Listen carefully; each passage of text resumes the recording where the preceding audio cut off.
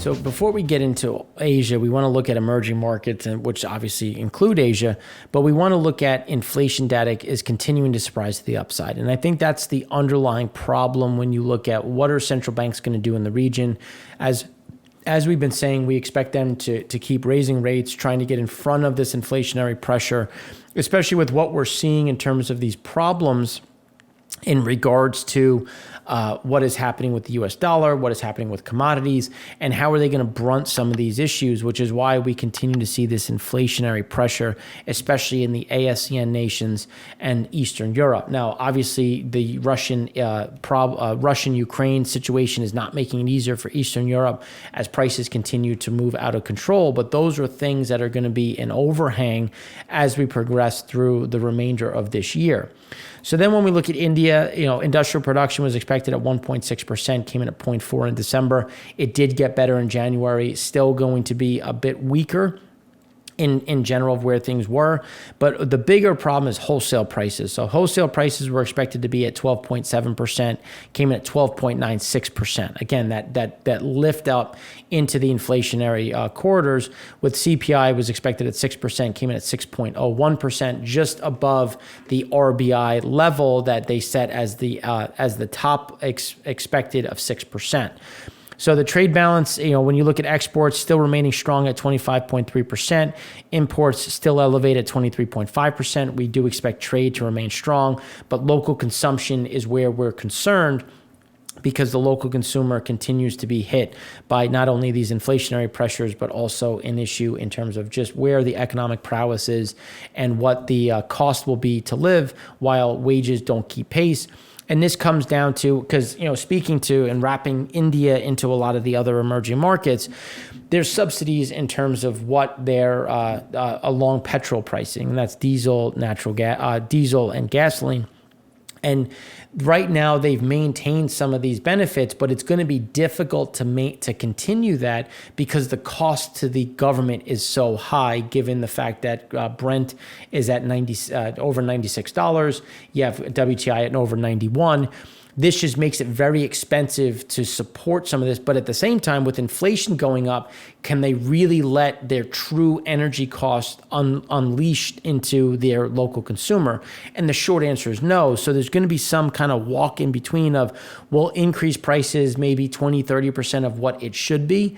But just to take some of the pressure off the government, but to pass some of that on to the consumer, which is, again, going to hit local consumption, broadly speaking.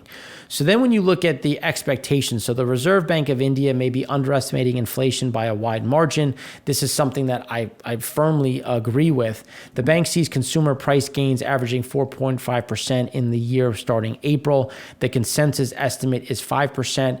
And I am right, and right now I'm much closer to 6%, if anything over 6% in terms of what we're seeing.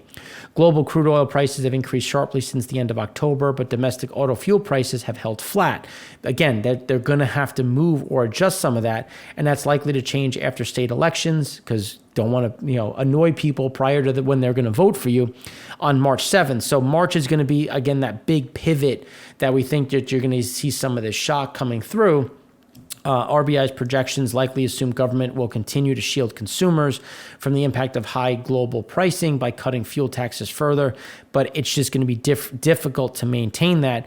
Estimates from the RBI and the consensus of private sector economists also appear to downplay the impact of much higher price supports for farmers than what is expected. So again, the government's going to have to reduce some of their support, preserve some of this capital, which is going to increase the cost and obviously drive up inflation. So domestic fuel prices likely to rise. You get an idea of where the crude oil price is and where those petrol prices are sitting, which is why we do see some of this impact really hitting the consumer and slowing down that local economy. Trade will remain robust. We expect that to continue, but this is giving you an idea of where the consumer is going to get impacted. And then climbing agriculture costs, when you look at input cost inflation and wage growth, this is, again, just showing you where this natural move is going to be within India. And we're using India and we're picking on them for a minute, but a lot of other countries are experiencing something very similar in the emerging market side. Obviously, India is massive in comparison, but you get an idea of where some of these pressure points are going to be and how this is going to lead to a broader slowdown in terms of underlying growth. So South Korea, when you look at export prices, shifted up, went to 1.4%. Import prices went to 4.1%. Again, all of that leading to a higher price and higher cost of trade. When you look at what their exports are, exports, imports still remain strong. Obviously, a bit muted for February, but still in a good position. And then when you look at business surveys in general, things, again, continuing to be robust. Consumer confidence fairly flat. There's a view that they're not going to raise rates. I think there could be a chance of a 25 basis point increase. Again, just because they're seeing inflation continuing to move up, and they're going to want to try to, again, remain and stay in front of that. And South Korea is one of the first countries, I should say on the developed side, to start increasing rates. So then when you look at consumer confidence, fairly flat. Omicron obviously hit them. It started to abate. This is something that we do think starts to improve.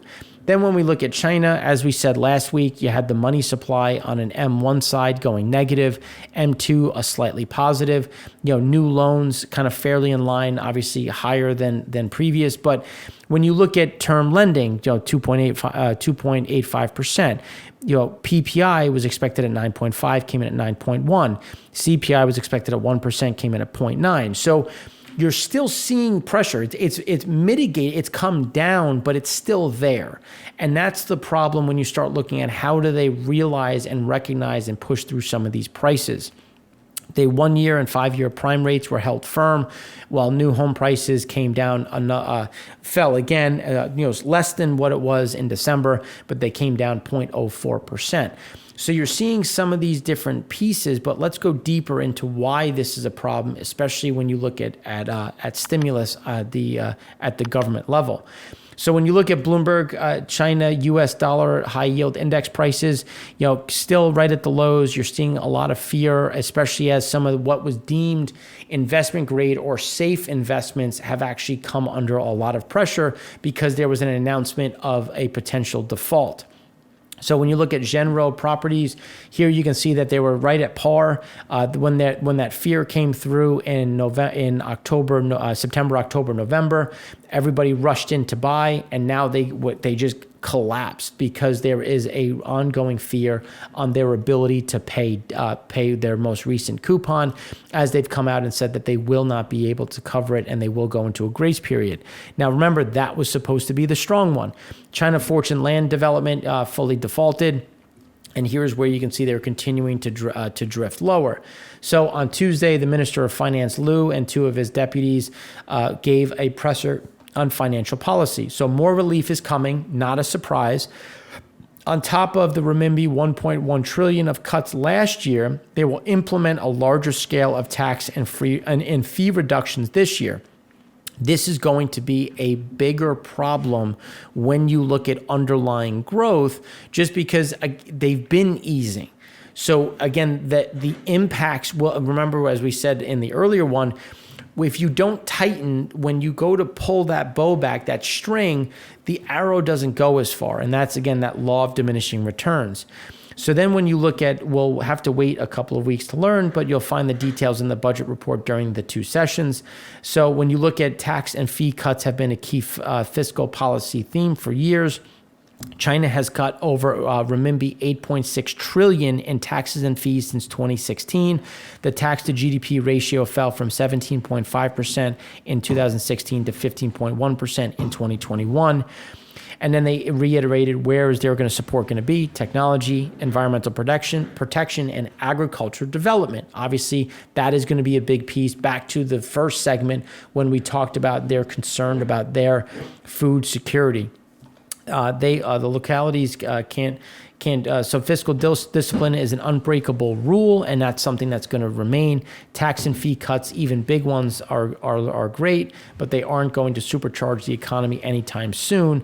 Those looking for signs of the government is about to hit the juice growth quick panic button just again is not going to happen. Which even though we're seeing the fear in property, we're seeing more property problems, we're going to get more of the same. And as we've been saying, they've been cutting the whole time. So the impacts really aren't going to be felt the same way, which is why we think there's going to be a very underwhelming expectation when you look for that quote unquote stimulus.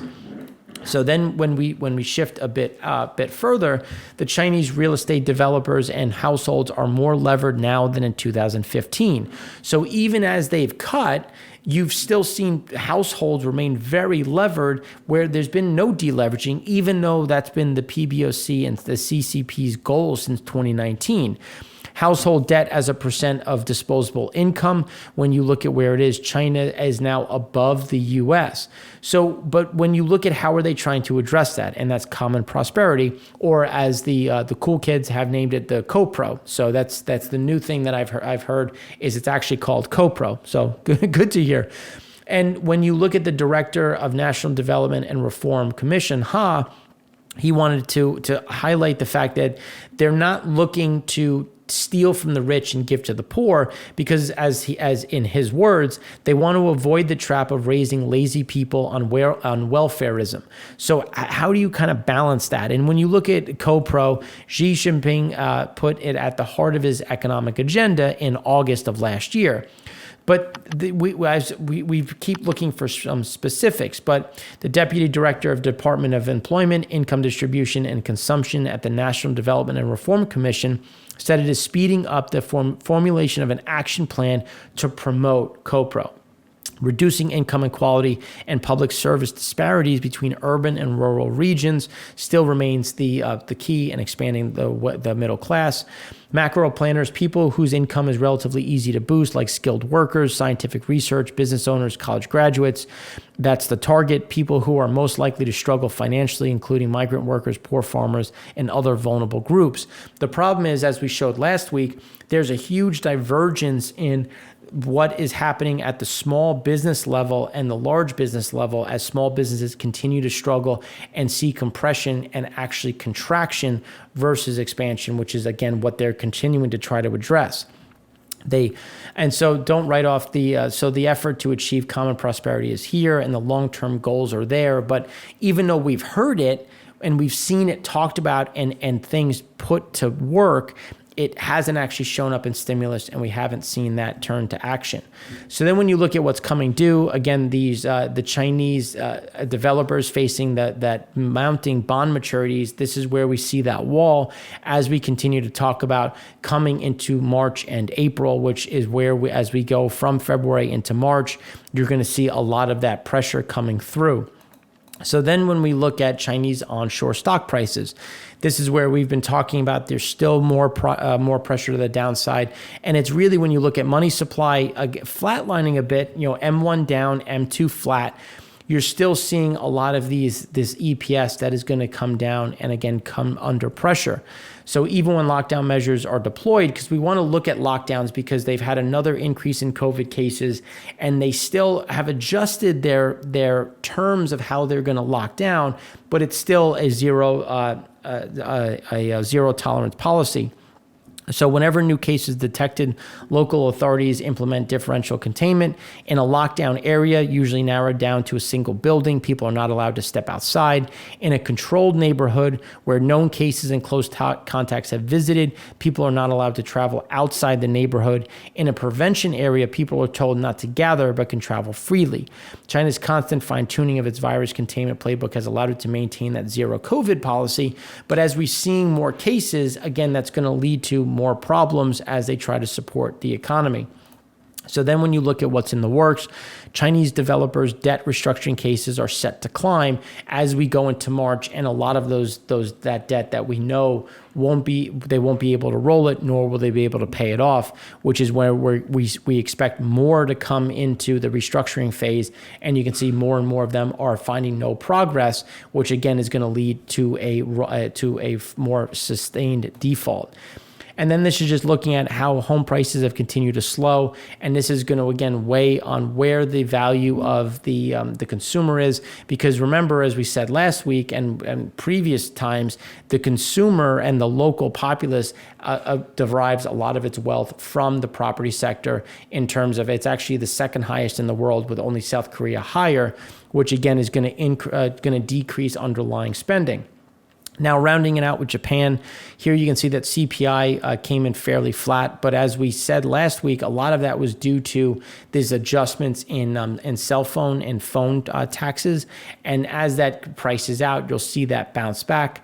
PMI services came in at 42.7, and obviously that was driven by Omicron. Manufacturing came in at 52.9. As we said last month, we expected services to come under pressure, manufacturing to remain strong, and here we still get a net decline. But as Omicron wanes, we do expect that to get a bit better as machine tool orders remain strong. PPI services again elevated as we do see upward momentum and pressure in underlying CPI, especially against what those expectations are of 0.7. So that's all we have for you today. If you have any questions, you can find us on Twitter, obviously in the comments section. And then because of the shift in times with the president, the holiday on Monday on President's Day, we'll have the EIA show for you tomorrow on Thursday. So thanks again for watching. I'm Mark Rossano, founder and CEO of C6 Capital Holdings, coming to you from Primary Vision Network.